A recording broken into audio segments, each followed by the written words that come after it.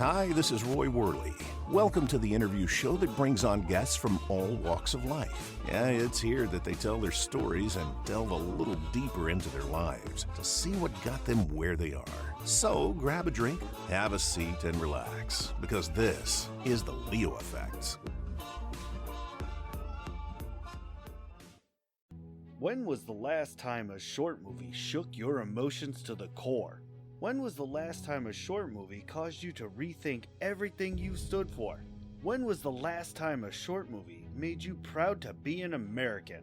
When was the last time you felt the emotion to stand up and cheer after a short movie? The new short movie, I've Got Your Six, written and directed by Bill Foster, one of the industry's newest and fastest climbing directors, will answer all of those questions.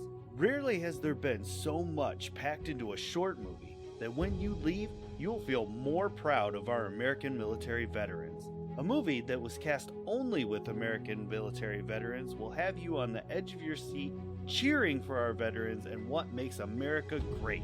I've Got Your Six will be hitting the film festival scene soon. Be prepared to drop what you're doing and go see this powerful movie when it comes to your area. Hello, ladies and gentlemen. Welcome back to another episode of the Leo Effects. Today I am joined by a newcomer to the SJ Network. He promises to be a wonderful guest from what I'm told. So we're going to roll right into it. I got some questions for him.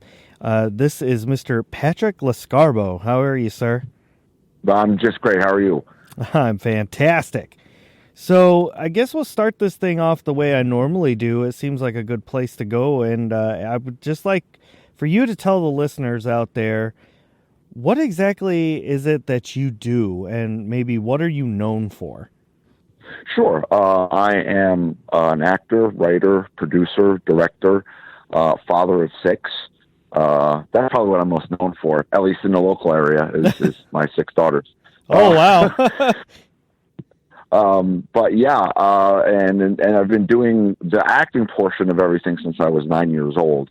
But I did take off about 13 to 17 years somewhere in that stretch of time to have a family, and then decided to get back into it, and did mostly stage my whole entire life until the past 3 years. The past 3 years have been very film intensive, and I finally wrote down. I've had an idea for a movie for years, and I finally sat down and wrote a 109-page script in about 48 hours, and I'm in the midst of trying to produce and shoot it. Wow. And what would that be called, if you don't mind me asking? Yeah, it's called Chance and Circumstance. It's a Western. Okay. So it's set in the Reconstruction South, but it deals with a lot of the issues that we're kind of dealing with today. So it's a kind of about the log line is the war on tolerance peaks in the Old West, when two West Point graduates who fought on opposite sides of the Civil War come back together at the end of the war, but they have to fight a specter from their past if they're going to ever have some kind of future. Wow. So that's kind of the gist of everything for the movie. Not giving too much away. Right. That's awesome. That sounds like a good one right there. What inspired you to come up with is Westerns your genre? Like, do you really enjoy the Westerns, or are you just kind of all over the place? I'm kind of all over the place until recently. I did 4 Westerns last summer. Oh, geez. And I just remember growing up with my grandfather, and Saturday mornings, I remember sitting down and just watching Western films with him. Every single Western, like all Western, all Saturday. It was like The Man Who Shot Liberty Balance, Rio Grande, True Grit, everything, just, back to back to back to back to back. And then he would read like every single Louis L'Amour book ever written, and we're from the Northeast. I was born in Massachusetts. Oh, all so, right. And he was born in Yonkers, New York. Oh. So he wasn't a Southerner by any stretch of the imagination, but he just loved the South. He loved, that the determination and that attitude of come hell or high water, we're going to get something done. He just loved that. Gotcha. I had an idea for a scene, and the scene was 2 guys after the Civil War, basically just having a post-traumatic stress disorder talk. I That was the see. whole idea for the film. For the beginning of the film, it was going to be a short. It was literally going to be like 5 pages long, and that was going to be it. And I wrote it, and I was like, wow, this looks pretty good.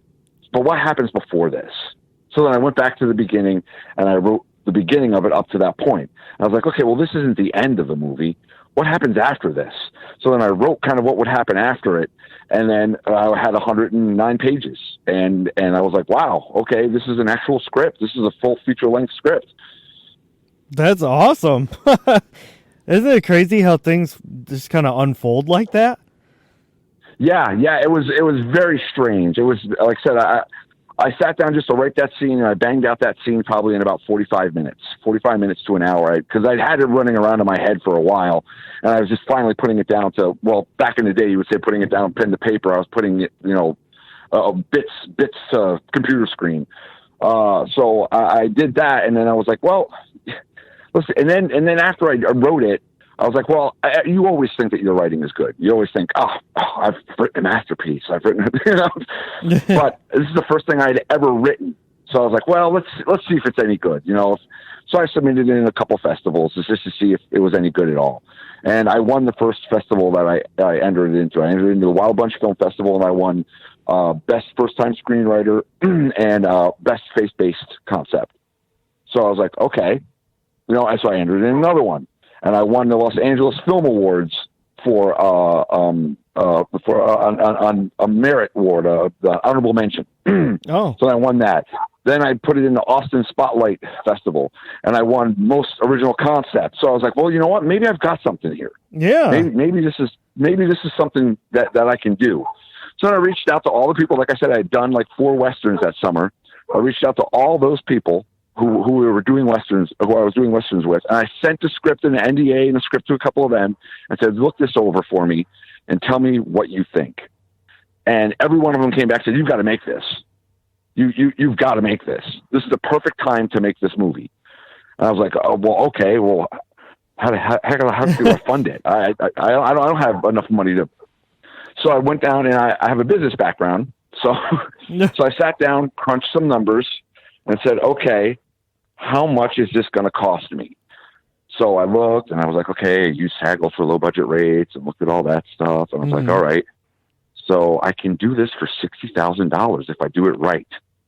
And I was like, okay, well, I don't have 60 grand laying around. So I was like, all right, well, the 60 grand. And then they were like, well, why don't you just crowdfund it? I'm like, what do you mean crowdfund it?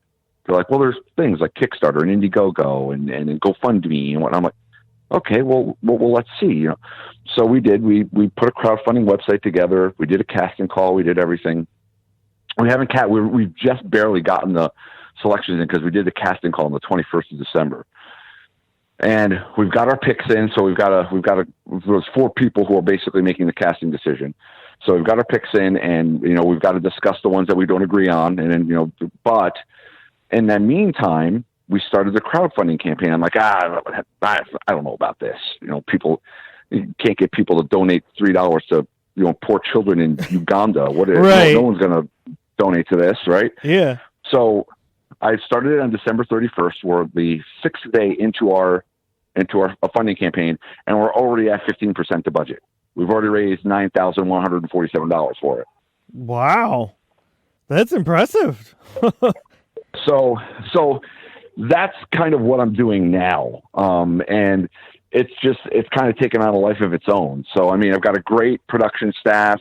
I've got a great group of people who are just behind it, trying to drive it forward. And it's kind of taken on a life of its own. So now I guess I'm known for 24/7 launching and trying to successfully complete an Indiegogo funding campaign. So that's what I'm most known for now, because my Facebook post, one of the things is like for $5, just donating even $5 to it, I will go online and hawk whatever you want. If it's a business, I'll hawk the business, whatever, I don't care. So I'll do that a minute video, and I've posted about 51 minute long videos on my YouTube channel that has like 10,000 subscribers, and on my Facebook page that has like 3,000 followers, and then on the Chance and Circumstance website itself, the Facebook page that has like 854 followers. So 7:00 every night, I post like 20 or 30 of these videos, to just, thank everyone for donating whatever they've donated. Yeah, that sounds like a full-time job right there, like in and of itself. Yes, it is right now. It is. I literally sequester myself in a room with my Samsung Galaxy. So Samsung, please donate. Anyway, my Samsung Galaxy phone, and I just do video after video going, thank you, Bob, for donating to Chance and Circumstance. It's people like you that, I just go over a thing. And if I know the person, I try and do something personal with them, that they'll recognize as a shout out to them. And then, like I said, some businesses, they said, hey, just, mention our business name. Sure, not a problem. So I mentioned the business name, Yeah. Well, that's cool. That's a good way to do it. It's like thinking outside the box. Yeah. And I mean, and the great thing about our campaign, and this is different from a lot of them, because I researched a lot of the Indiegogo campaigns out there, especially for film. And a lot of them, they'll have perks, like a shout out or get a set used prop or get mine are cumulative. So like the $5 level, you're going to get a shout out and you get a thank you credit at the end of the movie. So there'll be like we're going to have hopefully we're going to have a 2 minutes of just thank yous that are going to scroll down the page at the end of the movie at this point in time. Yeah. And I'm fine with that.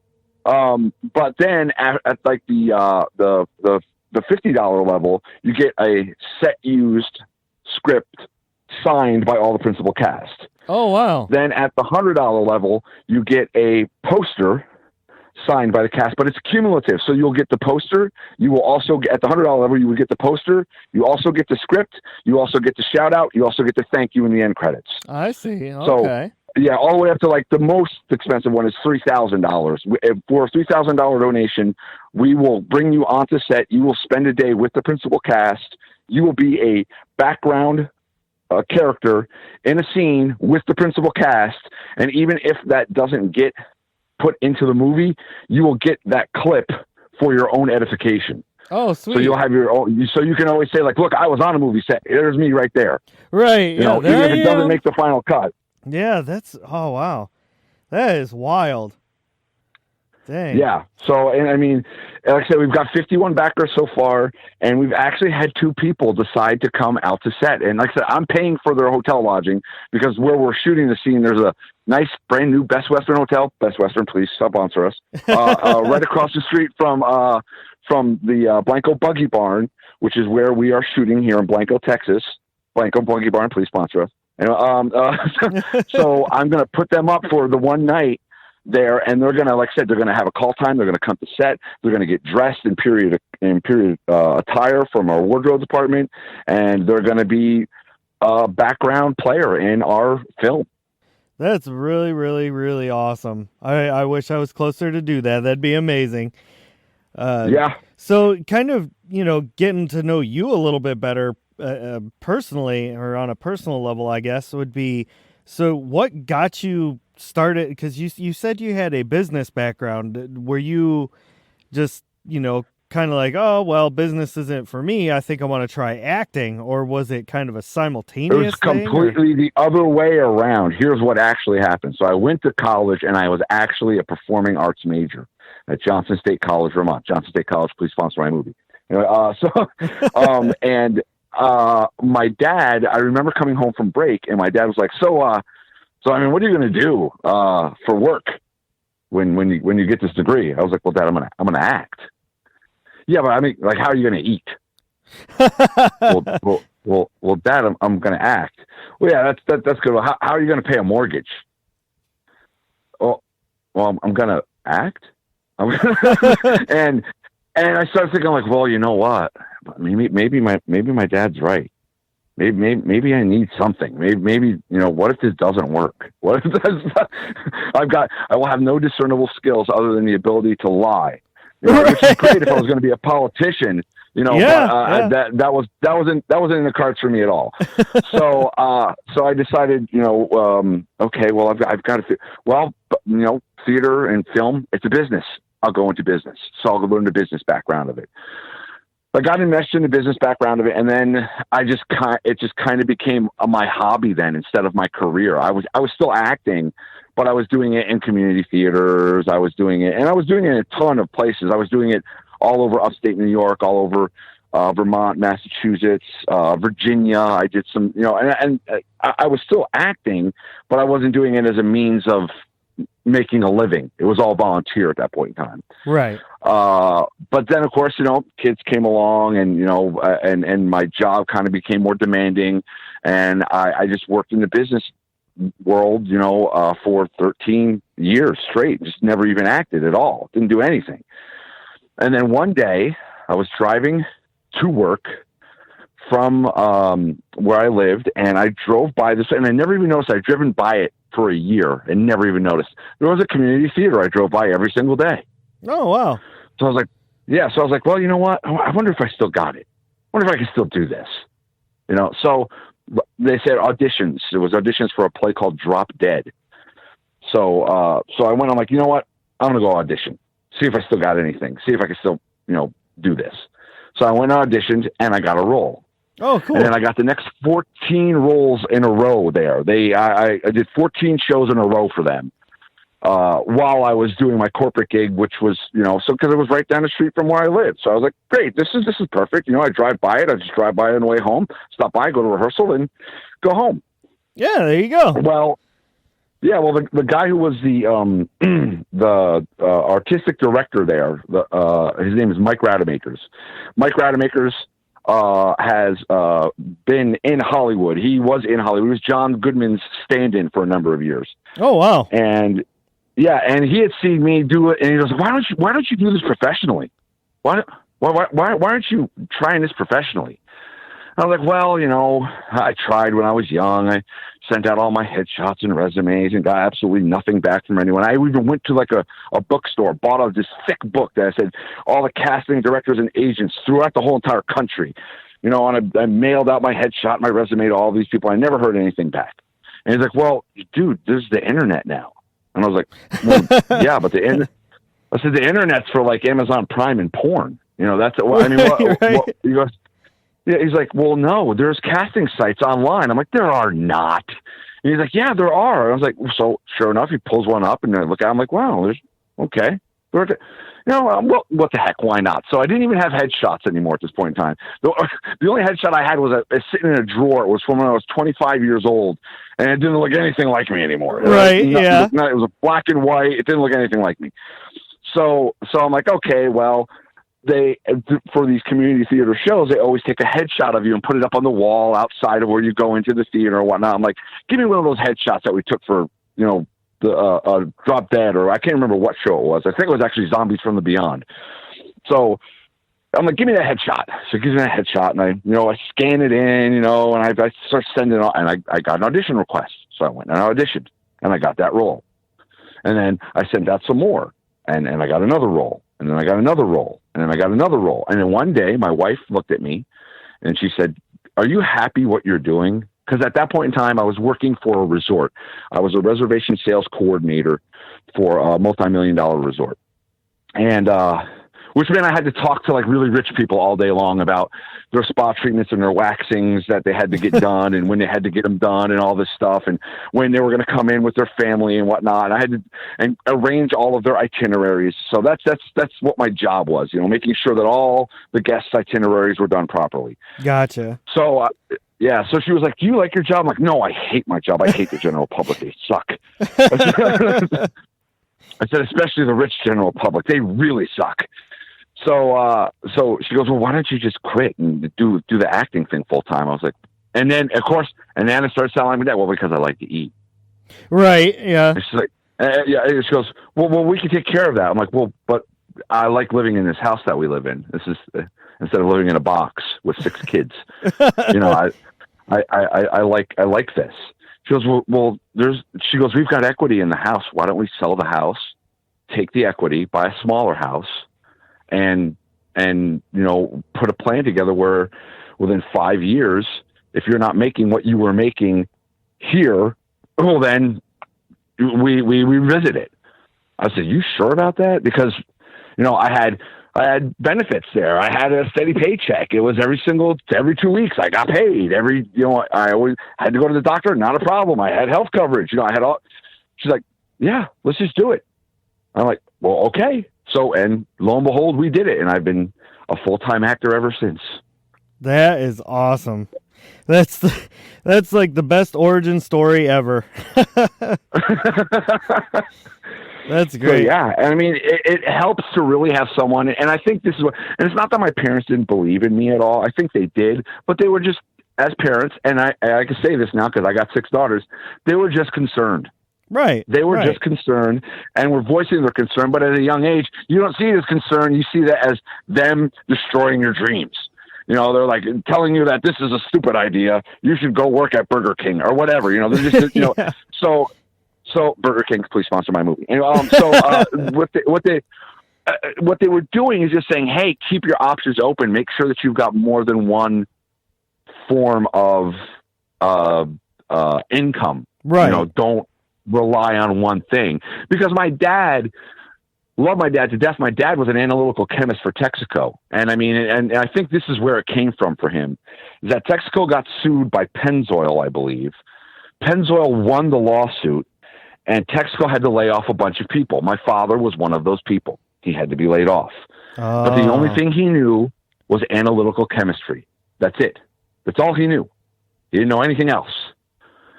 So he had to try and re-enter the workforce. And this is in the 80s when we had the huge downturn in jobs, you know, late 70s, early 80s. And he couldn't find a job in analytical chemistry to save his life for 4 years, 5 years. As a matter of fact, he never went back to being an analytical chemist, ever. Wow. What he ended up doing is taking job.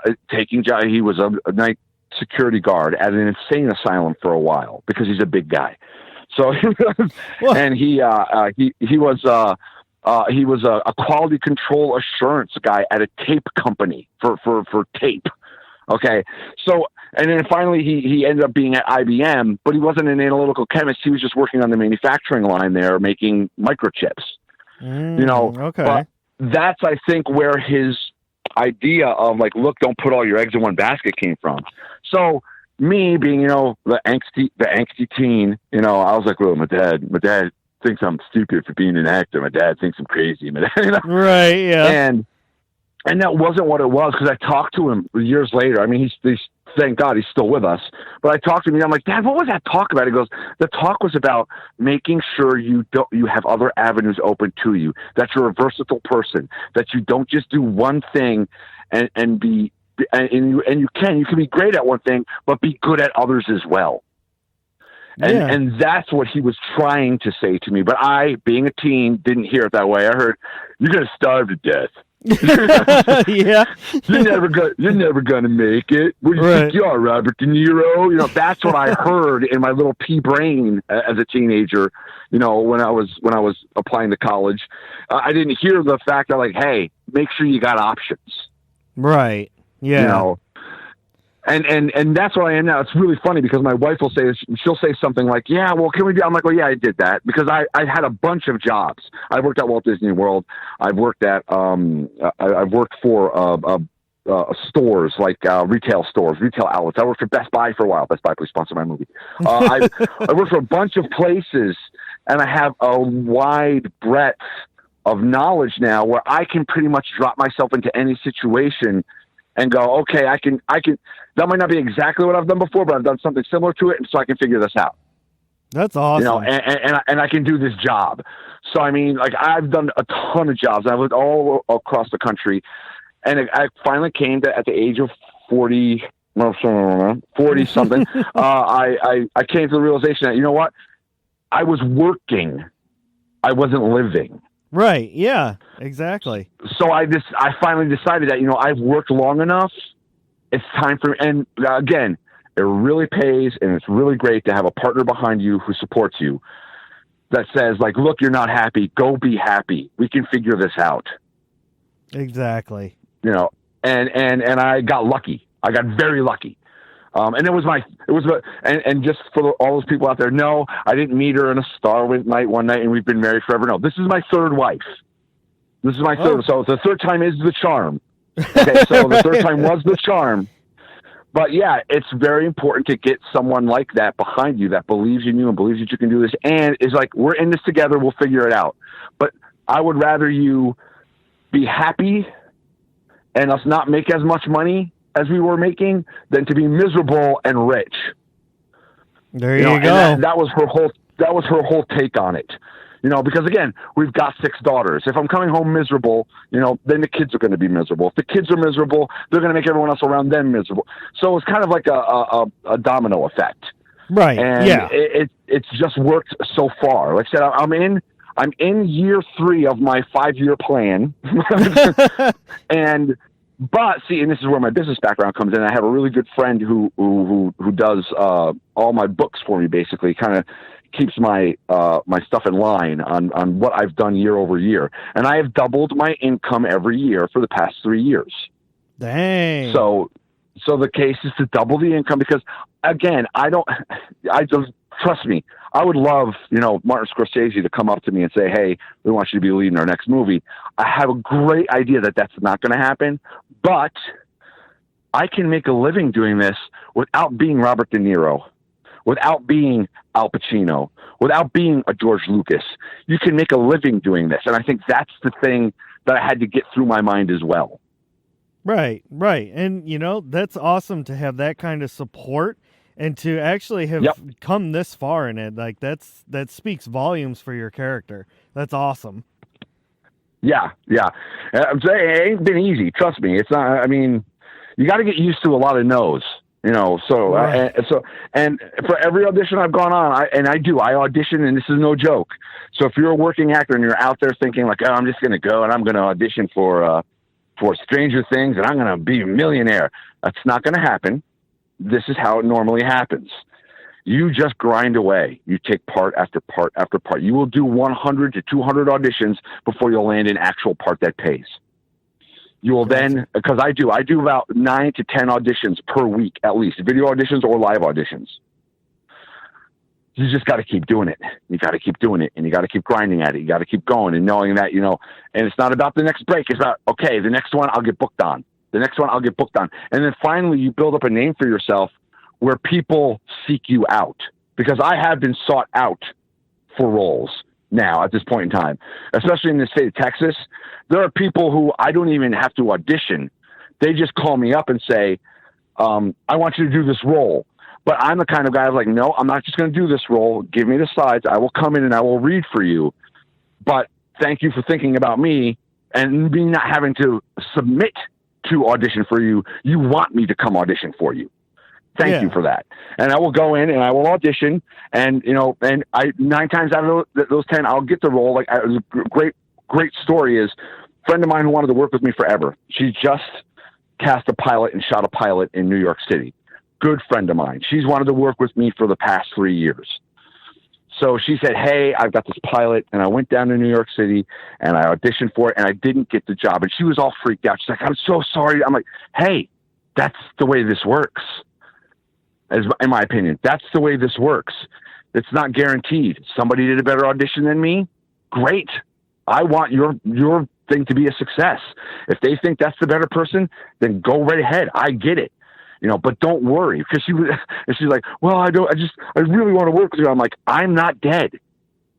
I'm still going to be able to work for you at some point in time, unless you're done. Are you telling, because I said that to her on Facebook. I said, are you telling me that you're done? Are you telling me that you're not going to write anything else? She's like, well, no. I'm like, then stop worrying. We will, when it's meant to happen, it'll happen. We'll work together. It's not a big deal. So like I said, it's just about grinding. So, anybody out there who's considering being an actor, it ain't easy. It's not. You gotta like rejection almost. You gotta thrive on it. There you go. And then when somebody does say yes, you gotta celebrate the crap out of that win. Like, yes, I did it. And then do your job and move on to the next. Beautiful. That's some sage-like advice right there. Yeah. So before we bring things to a close here, if you can believe it, it's already been a full show. I want to do the most important part. I want you to tell people where they can go to find your social medias and, what to type in where to find more of you. Yes, perfect. So on Facebook, if you type in Patrick Lescarbeau, I'm the only Patrick Lescarbeau on the face of the earth, pretty much, on Facebook. I don't think there is another one. It is just me.